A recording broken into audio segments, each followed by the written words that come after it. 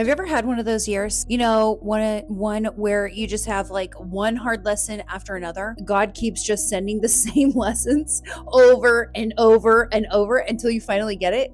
Well, 2025 was definitely that year for me. And I'm not going to lie, some of those lessons actually changed me. So today, I thought in this video, I could share some hard truths that I learned, so maybe, just maybe, you don't have to. Hey friend, Nina here. I help women step boldly into their next chapter with clarity, confidence, and a whole lot of grace. So we're going to just dive into lesson number 1, which is don't ignore what your gut says. Red flags should not be ignored.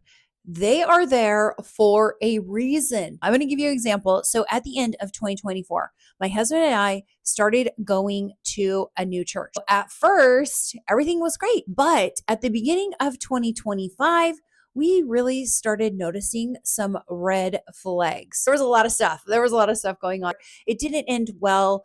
We saw the red flags early on. My husband and I, we just ignored them. I don't know, for whatever reason, we went against our intuition, which I think God gives us that for a reason, because they are there. The red flags are there to protect us, keep us from getting into situations like that one. My advice to you is going into 2026, you know what? God gives us discernment for a reason. He gives us those red flags. He gives us the intuition to protect us. So if you are going into a situation, whether it's a friendship, a job, a relationship, dating, whatever it is, and you feel there are red flags going off and warning signs and alarm bells, I say I would listen to those.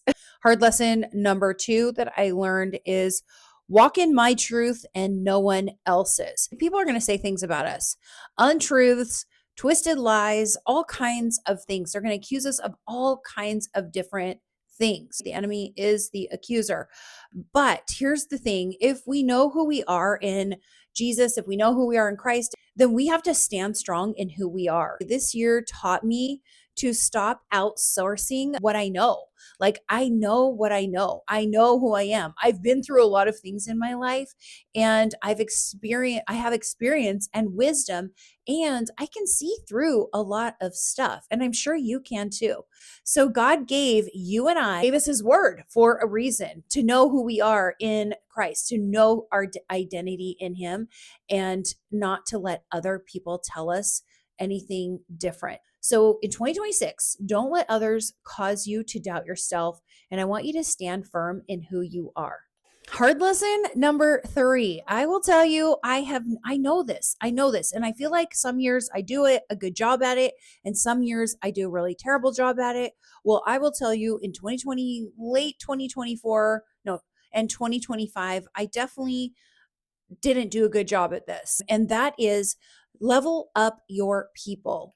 And so listen, we can't grow in spaces where small talk or gossip or just, I don't know, poor behavior is the loudest voice. Criticism, judgment, all those things. So you want to get in a room where vision and creativity, truth, prayer, and purpose are very normal, where people clap when you win, right? Not where jealousy thrives. Every new level of our lives will require a new level of people. When you change your people, you will change your trajectory. Hard lesson number 4 is make sure that you give people enough time to reveal who they are.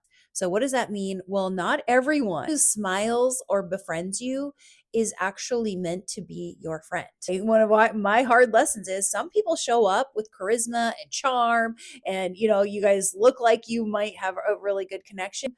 Time will always tell the truth. There's no other better way to figure this out than time itself, because you have to see someone's patterns, someone's behaviors, and someone's lifestyle over a period of time. We can't just take their word for it. Like, anybody can tell us they're whatever they want, but it doesn't mean they actually live it. Connection can be fake, but fruit, it never lies. Hard lesson number 5 is having the wisdom to release people in your life. Over the last few years, I have had to release a number of people out of my life, in fact. And there comes a time in our lives and in a relationship where we know we need to let someone go. We know it, but we don't do it. Like, how many times, if you hung on to a friendship or relationship of some sort because you just couldn't even fathom like hurting this person or just like being the bad person. Releasing people is a really healthy thing to do, especially if you're hanging on to that relationship for all the wrong reasons. Last year, I had to release a friendship that I had had for like 10 or 12 years. We weren't aligned anymore. We just did not have the same beliefs. We weren't going in the same directions. Like our goals, our dreams, everything was really, truly just being torn apart.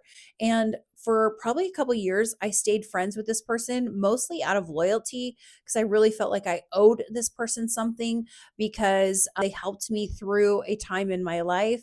And I just couldn't fathom saying, hey, thanks for doing this, but adios. Like, I couldn't fathom it. But really, in the end, it truly was hurting me. It was holding me back. It was frustrating me. Not to say if I saw her on the street today, I wouldn't hug her and say hello. It's not like I'm just like horrible to these people. It's just sometimes you have to release spending time with that person or just sharing relationship with that person, being on the phone, doing things together, especially if you're not in alignment with your core values and your beliefs. Letting go doesn't make you a hater. It doesn't make you a bad person, but letting go of that person, that relationship that may be holding you back, it just makes you wise. I've learned that people come into your life for a reason, a season, and it's okay. It's okay when you release them, when their assignment in your life is done. Hard lesson number 6 is shine by being you.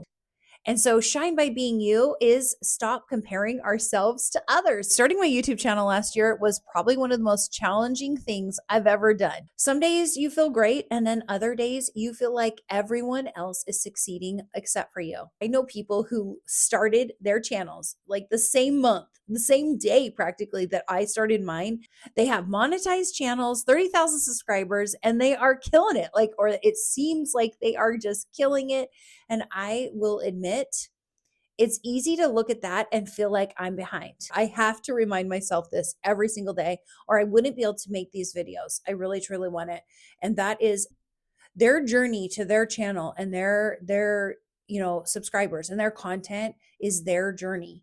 And this journey is mine, just like your journey is different than mine. So we can't compare ourselves. Just shine by being you. God handcrafted my journey. He handcrafted your journey. Every step, every delay, every victory.